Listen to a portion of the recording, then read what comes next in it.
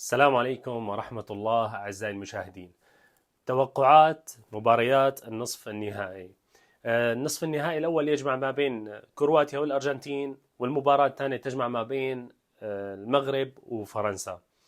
بالنسبة لمباراة كرواتيا والأرجنتين، المباراة للأمانة مباراة صعبة على الطرفين. نحن بنشوف منتخب كرواتيا قوي، ما سهل منتخب كرواتيا. يعني إذا بنشوف كيف تجاوز أو وصل بعد دور المجموعات، دور ال16 تجاوز اليابان، دور الثمانية تجاوز البرازيل. عم يلعب المنتخب الكرواتي، عم يلعب كمنظومة وحدة. منتخب منظم، منتخب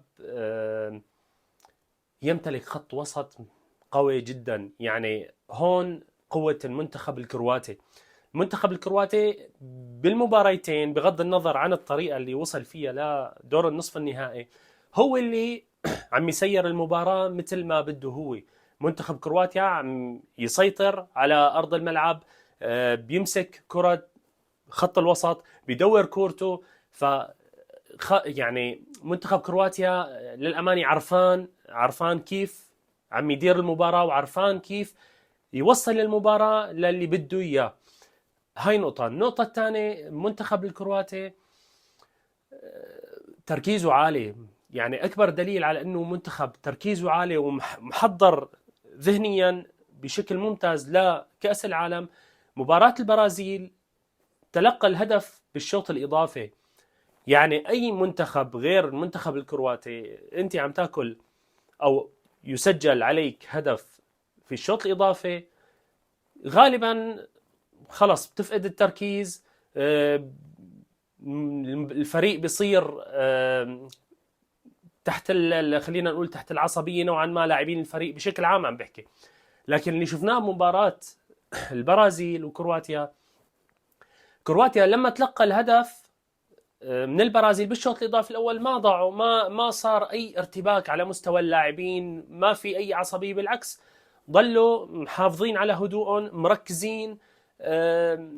وشفنا كيف قدروا يسجلوا قبل نهاية المباراة. يعني قدروا يسجلوا على البرازيل. عم يتسجل عليك بالشوط الإضافي الأول أو الشوط الإضافي، ما أذكر بالضبط.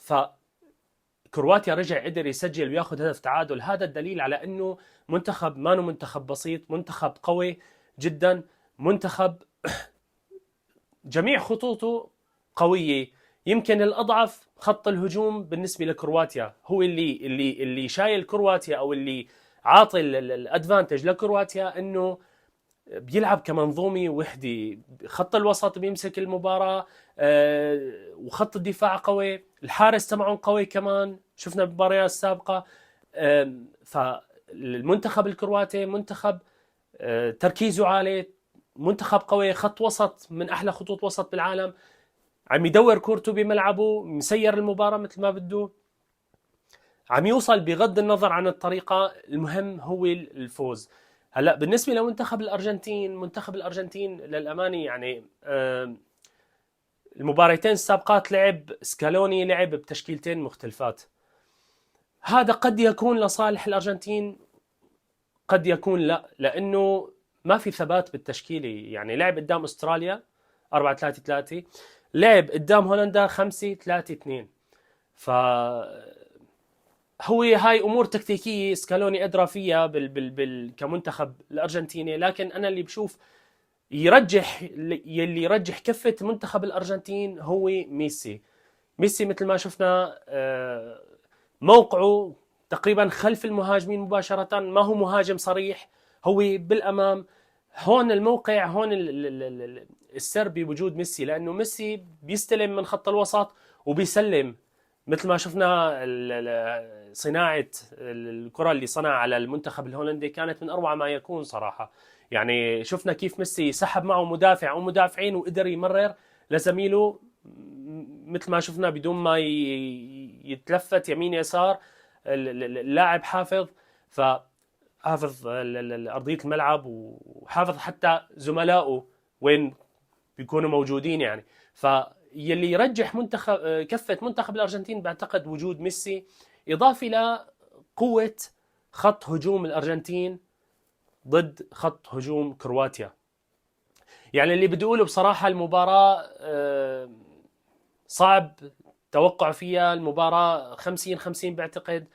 الأرجنتين في عندها عناصر قوية بخط الوسط، بالهجوم ميسي بيعتمد عليه بشكل كتير كبير. كرواتيا كمان مانو منتخب بسيط، خط وسط قوي، خط وسط عم يسير المباراة، حتى لو كان خط هجومه أضعف من خط الوسط تبعه وخط الدفاع تبعه، لكن خط الوسط قد ينهي المباراة بتسديدة من خارج منطقة الجزاء. الكروات منتخب برجع بقول مانو منتخب بسيط. فباعتقادي المباراة حتكون يعني بنص الملعب خلينا نقول، وباعتقادي انه 50-50 لكل منتخب ممكن يفوز بالمباراة. هذا له 50% وهذا له 50% بحكم يلي شفناه من منتخب كرواتيا. إلا إذا عاد ميسي قدر يخلص، بنشوف المباراة إذا قدر يخلص يعني خلال 90 دقيقة وما يمدد أشواط إضافية، قد يعني يفوز منتخب الأرجنتين. هذا بالنسبة لمنتخب كرواتيا والأرجنتين. بالنسبة لمباراة فرنسا والمغرب، يعني الحمد لله الحمد لله الحمد لله منتخب المغرب يعني وصل بجدارة للأمانة. يمكن أنا الفيديو السابق اللي نزلته يعني عاطفته شوي حكمتني بصراحة. يعني ما كنا متوقعين المنتخب المغرب، يعني ما كنا متوقعين يوصل لدور نصف النهائي. أنا توقعت أنه يهزم البرتغال والحمد لله هزم البرتغال. هلأ بالنسبة لمباراة فرنسا والبرتغال، فرنسا منتخب قوي، منتخب يعني شفنا خلال البطولة الثبات، منتخب ثابت، منتخب خبرة مدربه ديدي ديشان، خبير مدرب، هو مهيأ ليلعب بطولة المجموعات. يعني ما عند بخلاف مباريات اللي انت بتفوتها كدوري يعني بدها النفس الطويل، ومباريات دوري بتطول. هذا المدرب متخصص بمباريات كؤوس العالم او المباريات المجمعة، بتجي من مجموعة ادوار مجموعات 16 8 نص نهائي الى اخره. فخبرته كبيرة. المدرب الفرنسي مدرب ما سهل، اضافه لانه عناصر المنتخب الفرنسي عناصر قوية، إن كانت أساسية ولا إن كانت احتياطية، حتى على مستوى الثلاث خطوط إن كان دفاع أو وسط أو هجوم. يعني منتخب الفرنسي منتخب قوي، تشاوميني، كامافينجا بالوسط، رابيو، خلف المهاجمين عم يكون عثمان ديمبلي، جريزمان عامل بطولة حلوة كمان، إضافة لجيرو المهاجم. فمنتخب فرنسا يعني المنتخب عناصره قوية، عناصره مبابي سريع، مبابي مهاري وسريع. فاللي بدي أقوله منتخب المغرب لازم برأيي الشخصي يدخل المباراة سيناريو مباراة إسبانيا. ليش؟ نحن السيناريوهات اللي صارت مع منتخب المغرب لله الحمد ما تلقينا هدف خلال المباريات دور ال 16 ودور الثمانية. ما كنا نتلقى هدف ولا بالمجموعات، يمكن هدف عكسي كان من منتخب مغربي، لكن السيناريو اللي مشى فيه منتخب المغرب ما كان يتلقى الهدف. وهون النقطة اللي بدي أحكي فيها، إنه منتخب المغرب لازم يكون خط الوسط تركيزه 10-10 100-100. يعني بدك تلاعب فرنسا من أول ما بيصفر الحكم لا تسمع صفر الصافرة النهاية بتوقف. صحيح منتخب المغرب خاض هلا مباراة اسبانيا كانت اجهد اللاعبين بدنيا، البرتغال نفس الشيء، كان كل مباراة الى تكتيك معين. لكن منتخب فرنسا بدك تكون حذر، لانه منتخب الفرنسي ما حيسمح لك تاخذ مجال باللعب، يعني حيضغط، بده ينهي المباراة خلال شوطين المباراة بالتحديد. انا برأيي من الشوط الاول حيدخل يكشر عن قوته، يورجيه لمنتخب المغرب انه هو منتخب قوي. فبالمقابل منتخب المغرب ما منتخب الحمد لله، ما نحن منتخب المغرب ما منتخب سهل الحمد لله. لو ما بيستحق ويوصل لمرحلة النصف النهائي ما كان وصل.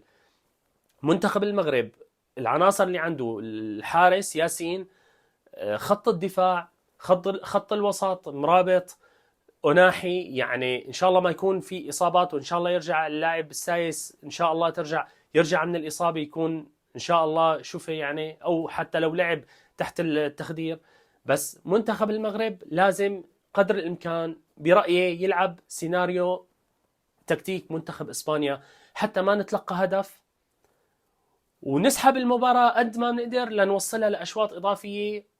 وإن شاء الله قادر منتخب المغرب من هجمة مرتدة إنه ينهي اللقاء. أنا هذا رأيي، بشوف هذا السيناريو الأفضل لمباراة المنتخب المغربي، لأنه أنت ما فينك تفتح المباراة، أنت قدام منتخب فرنسا، منتخب كتير قوي. مبابي لحاله يعني سرعة اللاعب مبابي، يعني أشرف حكيمي عليه مهمة كتير كتير كبيرة. من أنصاف الفرص قد يستغل الفرصة ولو كان ما بالتسديد بصناعة الهدف. هو يعني لاعب على هالنقطتين، مبابي قادر انه يسجل وقادر انه يصنع بحكم مهارته بحكم سرعته. فاللي بتمناه من منتخب المغرب سيناريو المباراة يدخلها كسيناريو اسبانيا، تقارب الخطوط، دفاع المنطقة، نلعب على هجمات المرتدة. بإذن الله المغرب حيكون بالفاينل، لأنه المغرب إذا دخل هالسيناريو هاد وعمل مثل مباراة منتخب إسبانيا، سكر مناطقه، غطى قفل مناطق المفاتيح اللعبة المنتخب الفرنسي، واعتمد على المرتدات. عنا نصيري الحمد لله لاعب ما شاء الله، عنا زكريا بوخلال. بالنسبة لوليد خلاص، وليد أخذ كرت أحمر، وللأمانة المباراة السابقة وليد يعني على حرق لنا أعصابنا صراحة. يعني اللاعب وليد كذا هجمة كذا فرصة ما عرف يستغلها. فبعتقد وجود النصيري، وجود زكريا بوخلال أو الصابري حيقدروا يخلصوا المباراة بإذن الله. أنا بشوف مباراة المغرب وفرنسا مثل ما قلت، إذا المنتخب المغربي لعب على المرتدات وسكر مناطقه إن شاء الله النصر حليف المنتخب المغربي، وعاطفيا بإذن الله حليف المنتخب المغربي. نقطة أخيرة، ما يميز منتخب المغرب إنه الحالة النفسية. منتخب المغرب حالته النفسية كتير عالي بحكم هزم إسبانيا، هزم البرتغال، وصل لهالمباراة. العامل الأرض والجمهور هاي نقطة تانية.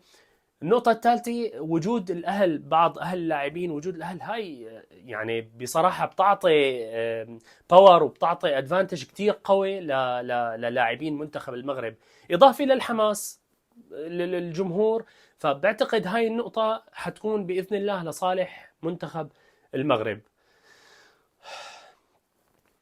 هاد توقعاتي لمنتخب الأرجنتين وكرواتيا 50-50، وتوقع لمنتخب المغرب وفرنسا المغرب بيوصل للنهائي إن شاء السميع العليم. نراكم على خير، شكرا لكم، والسلام عليكم ورحمة الله وبركاته.